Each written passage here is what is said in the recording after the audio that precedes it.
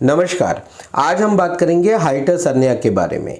Hiatus hernia क्या होता है, उसकी सही ट्रीटमेंट क्या है, उसके बारे में आज पूरी जानकारी आपको मिलेगी। ज़्यादातर डॉक्टर्स हाइटस हर्निया में सर्जरी की सलाह देते हैं, तो सर्जरी करना सही है या गलत, ये वीडियो अगर आप पूरी तरह से पूरे अंत तक देखोगे तो आपको ज़रूर पता चलेगा कि इसकी सही ट्रीटमेंट क्या है, सर्जरी की ज़रूरत है या नहीं है, ये आपको पता चलेगा। तो आज का वीडियो आप पूरा देखना ताकि आपको पूरी तरह से जानकारी मिलेगी। देखिए, हाइटस हर्निया, हाइटस का मतलब होता है कि ऐसी ओपनिंग जहां से इसोफेगस डायफ्राम में से पास होता है और स्टमक को अटैच होता है। मतलब डायफ्राम की जो ओपनिंग है जहां से इसोफेगस पास होता है उसी को बोला जाता है हाइटस। हर्निया का सीधा मतलब है, हर्निया मतलब अतिक्रमण, मतलब अपनी जगह छोड़ के दूसरे की जगह में घुसना, इसको बोलते हैं अतिक्रमण। यही हर्निया होता है। अभी देखिए कि अतिक्रमण किस पे किया जाता है।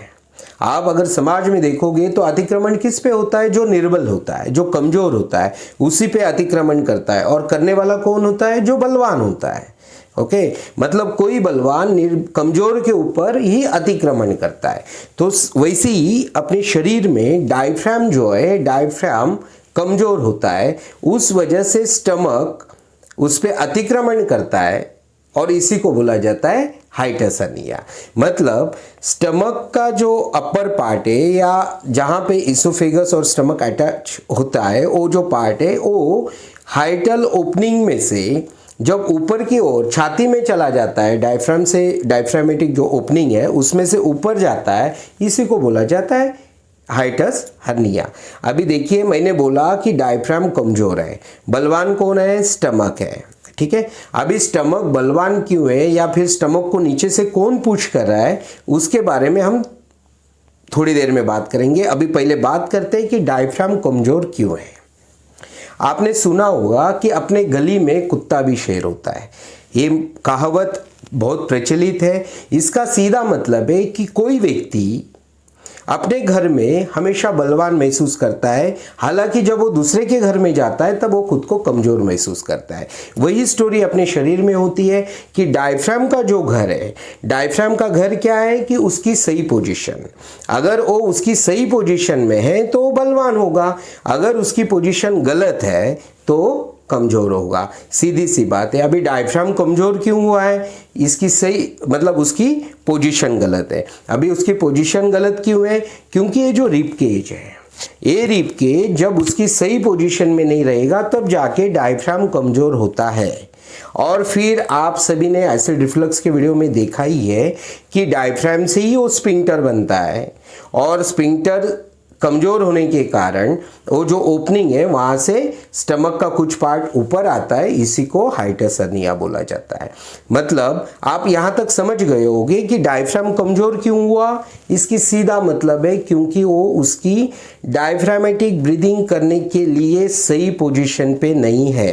ये एक ही वजह है डायफ्राम कमजोर होने की। ठीक है, दूसरा कि जो स्टमक का पार्ट ऊपर आ रहा है, इसकी वजह क्या है? क्योंकि डायफ्राम कमजोर है। तो सबसे इंपॉर्टेंट है कि डायफ्राम कमजोर है। अभी दूसरे, इसीलिए हम इस चैनल पे जो वीडियोस के माध्यम से जो ब्रीदिंग टेक्निक्स बताते हैं, उस टेक्निक्स में अगर आप सभी टेक्निक्स पे गौर करोगे, अगर उसको ध्यान से देखोगे तो आपको समझ में आएगा कि कहीं ना कहीं हम हर टेक्निक में डायफ्राम को या आपके रिब केज की ऐसी पोजीशन आपको देते हैं ताकि डायफ्राम सही पोजीशन में आए, और उस पोजीशन में आके आपको ब्रीदिंग करने बोलते हैं। तो आपको इस चैनल पे जितनी भी टेक्निक अभी तक मिली है या भविष्य में मिलने वाले हैं, वो सभी में आप देखोगे कि हम रिब केज और पेल्विस की ऐसी पोजीशन आपको दे रहे हैं जिस पोजीशन अगर आप लेते हो बॉडी का, उस पोस्चर में आपका डायफ्राम डायफ्रामेटिक ब्रीदिंग करने के लिए काबिल होता है। और उस पे आप जब निरंतर कुछ दिनों तक इसी की प्रैक्टिस करते हैं तब जाके आपका डायफ्राम सही पोजीशन पे आता है। अब तक हमने जान लिया कि डायफ्राम कमजोर क्यों हुआ। ओके, अभी हम जानते हैं कि स्टमक नीचे से पुश क्यों हो रहा है, या स्टमक को ऐसी कौन सी शक्ति है जो नीचे से पुश कर रही है और डायफ्राम के ओपनिंग से वो ऊपर जा रहा है। ठीक है, उसके बारे में अभी हम जानते हैं। देखिए, आयुर्वेद में बताया गया है कि वायु के 5 प्रकार होते हैं, जैसे कि प्राण वायु, उदान वायु, व्यान वायु, समान वायु और अपान वायु। ये जो वायु के 5 प्रकार है, ये शरीर की सारी गतिविधियां, शरीर में जो कुछ हो रहा है उसकी सारी गतिविधियां ये 5 वायु के माध्यम से नियंत्रित की जा सकती है। तो होता क्या है, जिस लोगों में एसिड मतलब जिस लोगों में हाइटस हर्निया की समस्या होती है या एसिड रिफ्लक्स की समस्या होती है, वो सभी में होता क्या है कि ज़्यादातर लोगों में अपान वायु और समान वायु की दृष्टि होती है। देखिए, अपान वायु की जो गति है नीचे की ओर जाती है और समान वायु मतलब जो डाइजेशन में हेल्प करता है, और जो उदान वायु है उसकी गति ऊपर की ओर जाती है। तो ये जो उदान वायु है, ये जब उसकी गति तीव्र हो जाती है तब जाके वो स्टमक को ऊपर पुश करता है। और ये तीव्र क्यों होती है, उदान वायु की गति तीव्र क्यों होती है, क्योंकि अपान वायु का जो नीचे की जाने की जो गति है, ये जब रिवर्स हो जाती है या फिर वो गति उसकी ठीक मतलब अपान वायु ठीक से काम नहीं करता, तब जाके वो अपान वायु उदान वायु को ऊपर पुश करता है।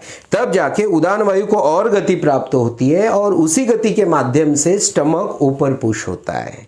ओके, तो मतलब सीधी सी बात है कि अगर आपको हाइटस हर्निया की पूरी तरह से मतलब उसकी बुनियादी तरह से आप अगर उसका ट्रीटमेंट करना चाहो तो उसमें 2 तरीके, एक डायफ्राम की सही पोजीशन, आपको डायफ्राम को सही पोजीशन में लाना होगा और जो आप ब्रीदिंग टेक्निक के माध्यम से कर सकते हो, और जो ये अपान और उदान वायु की जो गति है, अगर ये